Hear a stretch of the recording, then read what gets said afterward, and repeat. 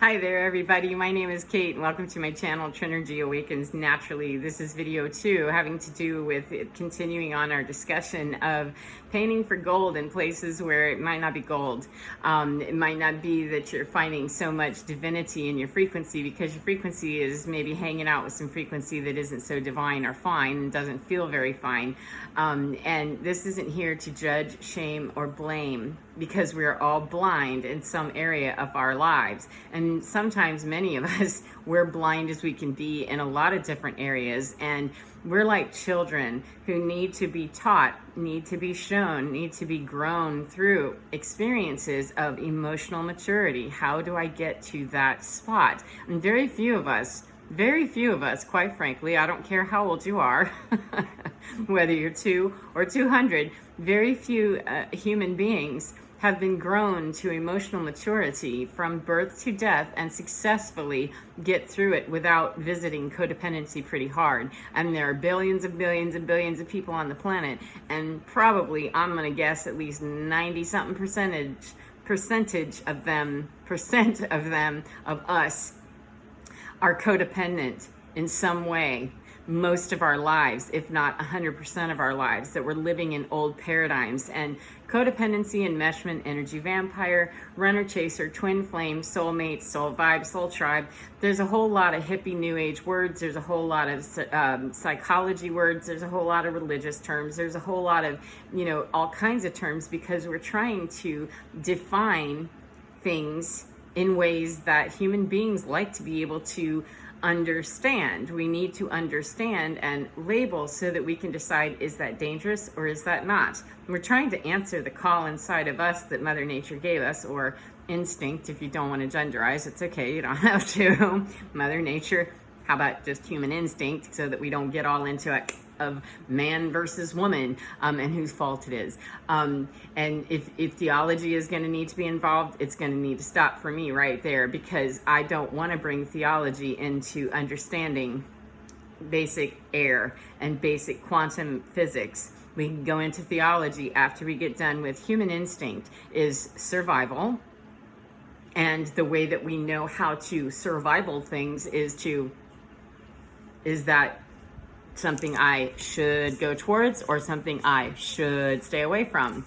And we've evolved that over the years. We've evolved from, being the sludge to the upright thing. And if we get into a debate about how that happened, we're probably not going to be talking and having lunch together, because those are different frequencies, they're different objectives, and I'm not looking to change anybody's mind about the origins of mankind on the planet.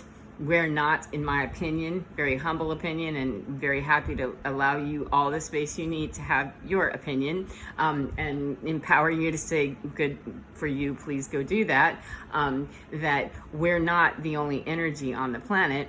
And every single species that is still alive on the planet has thrived and survived through evolution. And to get hung up somewhere about how mankind became, did it come from chimps, or did it come from this, or did it come from, we come from wherever we came from, okay? And let's pull it to right here, that what's pertinent during planetary alignments and things that are happening in astronomy. Astrology, if you care to go a little woo-woo weird and into spirituality and new age, hippie, new thought perhaps.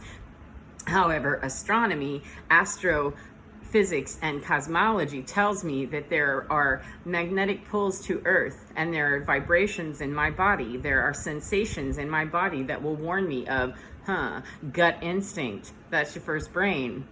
Gut often says, something doesn't seem right about that. I'm not sure. And how many times have I said to myself, oh, if I'd only listened to my instinct on that. There's a reason.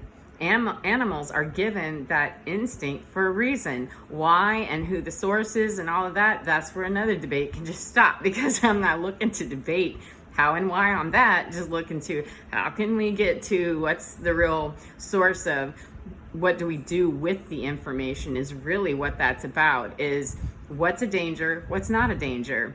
That's all we need to know. And many of us, we walk around in our gladiator suits, warriored up for, battle most of the time, because we're sure and we're certain that we're on the edge. And we are. Many of us are on the edge of doing battle all the freaking time, because we have Frankenstein frequency coming at us everywhere we go. And it has to do with who we're hanging out with, what we're doing, the decisions that we're making, the places that we're going. Is it intrinsically tapping our sense of intuition constantly? Do we feel afraid all the time? If you feel afraid all the time, there's probably a reason. And for me personally, I felt afraid all the time because I couldn't trust my own self to say something doesn't feel right, and to be able to verbalize it and be okay with the answer that I was going to get. Meant after a very long time of being married and in a family paradigm that really wasn't serving any of us, least of all me, or my frequency,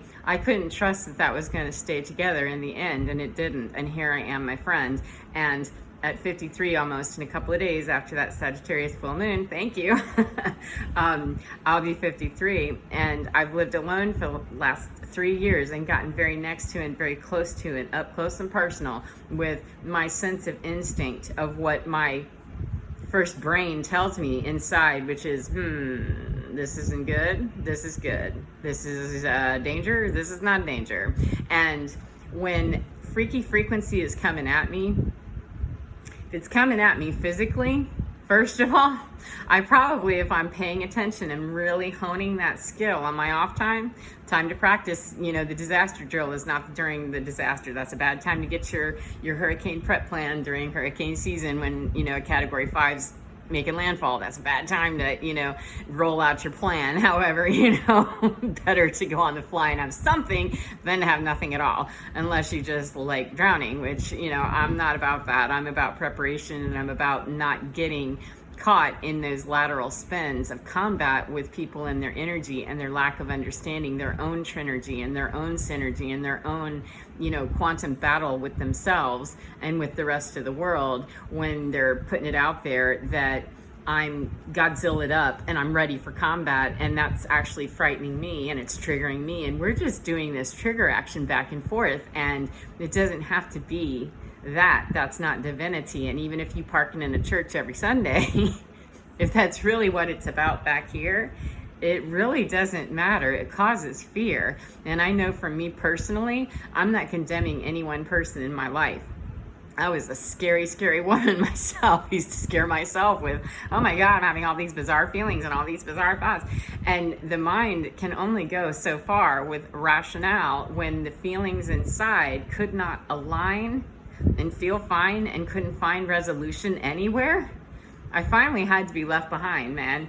You and your flip phone technology back there, Kate, go figure that out, and ain't nobody gonna wait anymore for your crazy old butt to figure it out. And it was brutal, it was very hard, it was difficult, etc.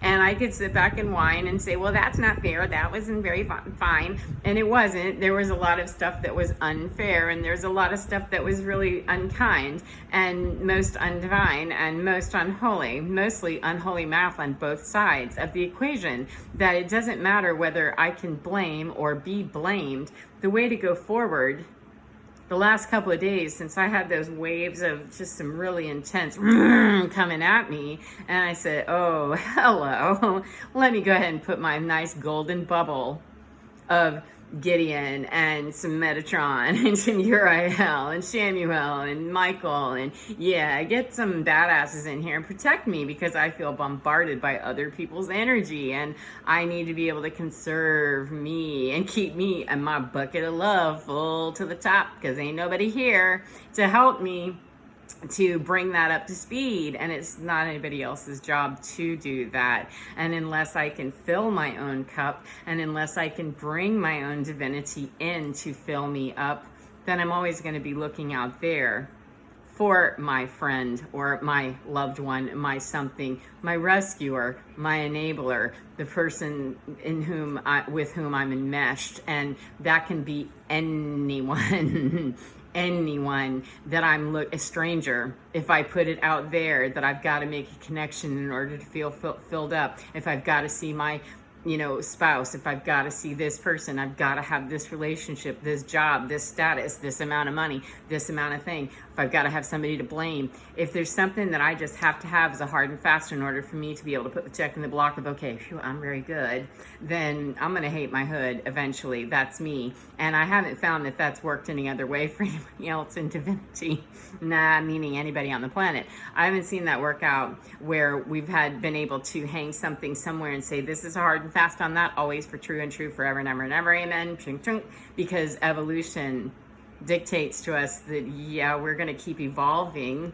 And if we wish to go past 3D, real D reality right here and into 4D, 5D, or whatever your other dimensional understandings are of God, frequency, divinity, religion, theology, theosophy, philosophy, or nothing, agnosticy, whatever it is, theocracy, whatever it is that is your own energetic stamp, your own energetic address, your own individuality. If that's the closet you've never explored because it's busy being stored with other people's identities of you, and your self-worth is low, your belief of how safe you are, your response, your trigger response, your ability to, handle emergency, your ability to handle disappointment, abandonment, emotional disruption, your 1111, your emotional ability, your willingness to take on new ideas, your willingness to handle change, any of that, if those things kind of make your head spin and you go, or it causes a rage response, anything that has a real hairpin, kind of response to it, there's a reason.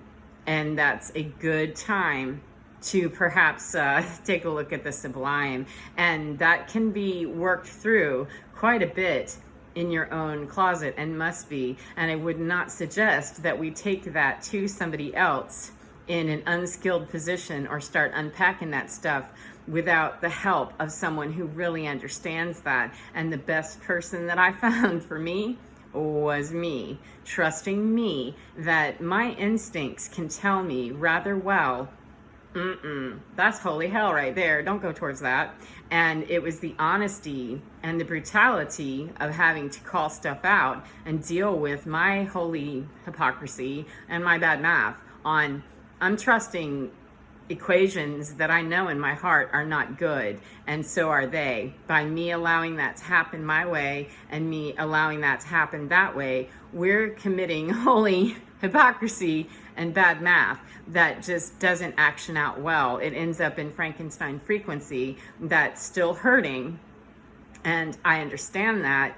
However, I'm not here to transmute that for someone. I can't create or destroy your energy any more than you can. However, we can certainly go split atoms in a very ugly way and do some Nagasaki and Hiroshima action, and I'm not about it. I'm not interested in it. I'm all about disrupt it, baby. Let's disrupt the garbage and rebuild, take that tower and change, not, completely obliterate and do a 9/11 action. Let's do some change and disrupt some stuff so that we can raise our frequency, raise our vibrations and our understandings of we, and my understanding of me as I'm getting to know thee. And if I have to beat you up, tear you down, or terrorize you, or get you to convert to my side, or push you away, or pull you in, or try to manipulate you, I'm playing Geppetto. And why? What's the reason that I'm needing to Geppetto somebody else? Why? What's the reason? And who's Geppettoing me? Because generally, human being doesn't feel the need to be tinkering and toying around with somebody else unless they feel powerless somewhere else. And that's a real hard pill to swallow. It's a very hard pill to swallow for many of us. We don't want to have to admit that we're being tinkerers, much less tinkerees. So I'm going to leave it with that and keep moving on with however many videos in this series talking about what we can do whenever that Frankenstein frequency is meeting us, greeting us and saying, boogaboo, that we don't have to be afraid of it. We have to respect that energy atomic splitting is atomic splitting, and you want to do that nonsense in a way that is handling nuclear disposal well. However, it doesn't have to turn into holy hell. It also doesn't have to go to hell in a handbasket, and I don't believe in the actual hell thing. Just, it doesn't have to be war. So I will leave it right there and just say, your divine, baby, is just fine. Just get there, get within, get into your skin, and really find your own divine, because baby, it's absolutely fine. I'll see you in the next one, friend. Bye-bye.